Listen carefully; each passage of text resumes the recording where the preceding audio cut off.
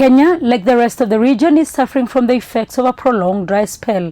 Livestock populations in the arid areas have been decimated, and at least 2.7 million people are in need of food aid.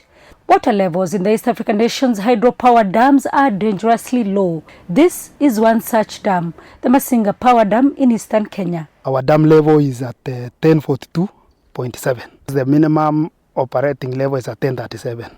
Each day of delayed rains means the plant performs below its capacity.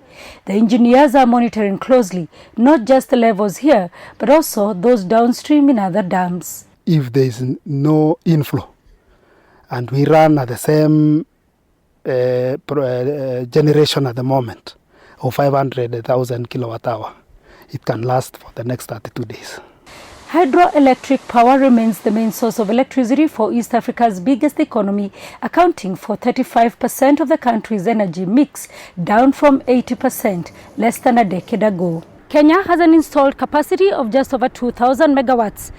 This from a mix of both hydroelectric and geothermal sources. Now, with the Meteorological Department warning that the March to May long rains may not be enough, the country's power consumers are worried that there may soon be power cuts or even higher power tariffs, which was the case during similar drought in 2000. KENGEN is playing down those fears, largely due to the diversification in the country's energy mix. Some time back, hydro dominated the power system in Kenya.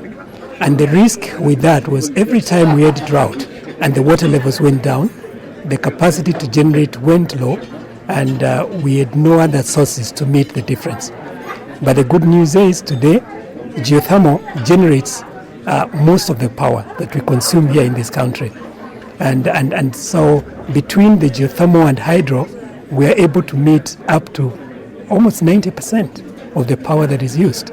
And then now the thermal meets 10 to about 13% of the power that we use. Kenya plans to add 720 megawatts to the national grid between this year and 2020 at a cost of $2 billion. Sarah Kimani, SABC News, Kenya. Nigerian tomato farmers